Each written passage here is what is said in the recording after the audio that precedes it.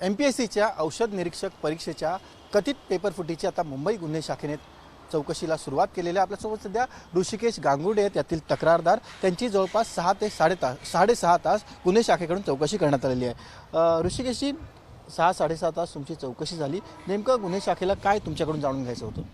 की मी सर्वात अगोदर याबद्दल तक्रार केली होती, त्यामुळे फिर्यादी मी होतो बऱ्यापैकी। तर यामध्ये कसा गुन्हा घडला, त्याची मोडस ऑपरेंडी काय होती, माझ्याकडे काय काय पुरावे होते, ते सगळे जमा केल्यानंतर माझ्याकडे अजून दुसरं काही स्टेटमेंट वगैरे माझे बाकीचे आवाज उठवल्यानंतर बाकी मुलांनी माझ्याकडे प्रूफ जमा केले, मी ते पण प्रूफ दिलेले आहेत। यामध्ये खूप मोठ्या साखळी आहे असा अंदाज येत आहे पुराव्यानुसार। बाकी CID आणि क्राईम ब्रँच कोणकोणते पुरावे आज तुमच्याकडून सादर करण्यात आले? नाही, पुरावे डिस्क्लोज नाही करू शकत। बाकीचे CID आणि क्राईम ब्रँच जो तपास पूर्ण झाल्यावरती डिस्क्लोज करतील ते। गुन्हे जवळपास 6-6.5 तास तुमची चौकशी झाली, नेमकं अधिकाऱ्यांना तुमच्याकडून काय जाणून घ्यायचं होतं? हेच की पुरावे कसे आले, कोणी दिले, ते ऑथेंटिक आहेत का डुप्लिकेट आहेत वगैरे सगळे त्यांनी चौकशी केली। तर बरोबर सकाळी 10 ते जवळजवळ आतापर्यंत 6-6.5 तास चौकशी चालली। तुमच्या उत्तरांनी ते सॅटिस्फाय दिसले तुम्हाला? हो, नक्कीच दिसले। गुन्हा दाखल करणार आहेत किंवा पुढची प्रक्रिया काय असेल त्याबद्दल त्यांनी तुम्हाला काय सांगितलं?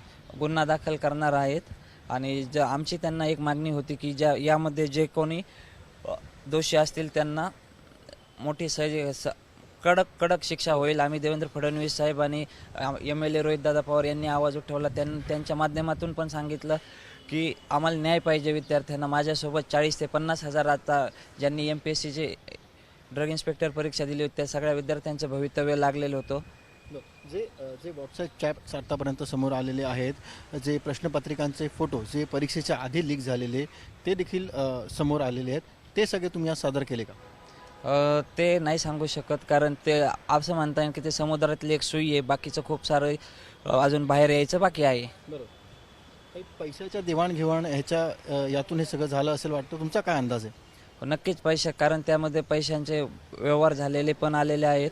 बाकी आपण जे होते सस्पेक्टेड वगैरे त्यांच्या मोबाईलची फॉरेन्सिक तपासणी करण्यासाठी सांगितलं होतं, त्यांनी ते आता पुढं आपल्या 2-4 दिवसात येऊनच जाईल। लोकेश पाटील यांनी खरं तर पहिली तक्रार केली होती, त्यांनी तक्रार मागे घेतली, त्या संदर्भात काही अधिकाऱ्यांनी विचारपूस केली का? केली पण म्हणजे त्याने अधिकृत तक्रार मागे घेतली होती, त्यामुळे मग माझी तक्रार जी आहे ती पुढे कंटिन्यू करण्यात आली। अच्छा, काय वाटतं त्यांनी का तक्रार मागे घेतली असेल? दबाव होता त्यांच्यावरती? माहिती नाही दबाव होता का नाही, बघू ते पोलीस त्यांची चौकशी करतील। तुमच्यावर दबाव होता का? कारण हे प्रकरण तसं बघितलं तर मोठं आहे, मोठी लोक येतात गुंतलेले असू शकतात, तुमच्यावर असा कुठचा दबाव होता का? हो, नक्कीच यामध्ये मोठे लोक असू शकणार आणि काही माध्यमातून दबाव आला असेल किंवा नाही, पण मग मी अगोदरच सांगितलं मी तक्रार मागे घेणार नाही, मी मागे हटणार नाही। माझ्यासोबत 40 ते 50 हजार मुलांचं भवितव्य टांगलेलं आहे। बरोबर, हे सगळं समोर आल्यानंतर तुम्ही तक्रार केल्यानंतर तुम्हाला काही फोन आले, तक्रार मागे घे वगैरे असं काही दबाव तंत्र वापरण्यात आला होता, पण मी त्यांना काही भीक घातली नाही। आता जे लोकेश पाटील आहेत त्यांनी का तक्रार मागे घेतली? सुरुवातीला त्यांनी तक्रार केली आणि मग त्यांचं म्हणणं होतं की मी म्हणजे मस्करी म्हणून की अशा स्वरूपात त्यांनी तक्रार मागे घेतली। हो, ते बाकी चौकशीचा विषय, ते चौकशी झाल्यानंतर ते जे सत्य आहे ते समोर येऊनच जाईल। बरोबर, पुढे तुम्हाला बोलवण्यात आलेलं आहे किंवा पुढचा तपास आता कसा होईल? आता तो CID क्राईम ब्रँचकडे तपास आहे, त्यामुळे ते त्यांच्या पद्धतीने करतील। जर काही गरज लागली तर म्हटले पुन्हा बोलवण्यात येईल वगैरे, पण सध्याची शक्यता कमी आहे। हे जर प्रकरण बघितलं तर परीक्षा जी होती ती 22 मार्चला झालेली होती, मग एवढ्या 3-4 महिन्यांनी का हे सगळं समोर येते असं वाटतं तुम्हाला? कारण परीक्षा जरी 3-4 महिन्या अगोदर झाली होती, पण आता 4 दिवसापूर्वी 22 मार्चला आयोगाने प्रोव्हिजनल मेरिट लिस्ट लावली होती, त्यामुळे ती परीक्षा जरी अगोदर झाली पण रिझल्ट आता लागला, अजून फायनल रिझल्ट यायचा बाकी आहे त्याचा। जे चॅट्स आहेत त्यामध्ये 20 मार्चचे ते चॅट्स दिसत आहेत, त्याबद्दल तुमचं काय म्हणणं?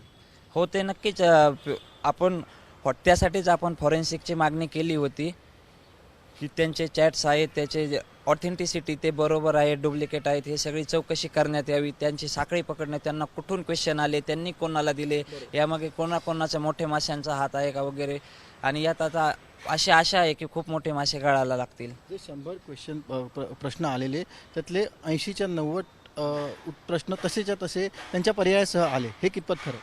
खरं आहे, 100 पैकी 90 प्रश्न म्हणजे त्यांनी जे गेस्ट पेपरमध्ये 200 क्वेश्चन दिले होते त्यातले 90 आणि आयोगाच्या 100 पैकी मधले 90 आलेले आहेत आणि त्याचे ऑप्शन पण सेम आहेत पूर्ण.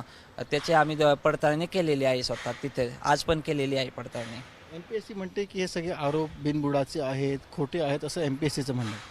होते आता चौकशीनंतर ही होणं जाईल. आम्ही MPSCला विनंती केलेली आहे की जे निष्पक्ष चौकशी व्हावी आणि दोषींना कठोरात कठोर अशी शिक्षा होण्यात यावी. सध्या देशात पेपरफुटीचं वातावरण आहे. आत्ताच आपण बघितलं की नीट पेपरफुटीच्या माध्यमातून केवढं मोठं देशात आंदोलन झालं. यात देखील अनेक हजारो विद्यार्थ्यांचं खरं तर हित अडकलेलं आहे. किती गंभीर हे सगळं प्रकरण तुम्हाला वाटतं? नक्कीच खूप गंभीर आहे. त्यासाठी आम्ही अजून पण ह्या 1-2 दिवसात छत्रपती संभाजीनगर हायकोर्टमध्ये PI पिटिशन दाखल करत आहेत. जोपर्यंत ह्या प्रकरणाचा निकाल लागत नाही तोपर्यंत फायनल रिझल्टला स्टे लावण्यात यावा आणि इथून पुढे जर त्यामध्ये दोषी सापडले तर एक्झाम घेण्यात यावी. एक्झाम घेतल्यानंतर ज्या मुलांनी सध्या एक्झाम दिली त्यांना फ्री ऑफ कॉस्ट एक्झामला बसवून देण्यात यावे आणि यामध्ये काय होईल, एजचा जो मॅटर येईल, पण ज्यांनी एक्झाम दिली ना त्यांना एवढ्या वर्षासाठी पुन्हा एकदा संधी देण्यात यावी. आपण ऐकत हे होते ऋषिकेश गांगुर्डे. या संपूर्ण प्रकरणामध्ये ते तक्रारदार आहेत. जवळपास 6 ते 6.5 तास गुन्हे शाखेने त्यांची चौकशी देखील केलेली आहे आणि आता यापुढे ते दाद मागण्यासाठी उच्च न्यायालयाची पायरी देखील गाठणार आहेत. व्हिडिओ जर्नलिस्ट हेमंत कदमसह सचिन गाड, ABP माझा, मुंबई. ABP माझा, उघडा डोळे बघा नीट.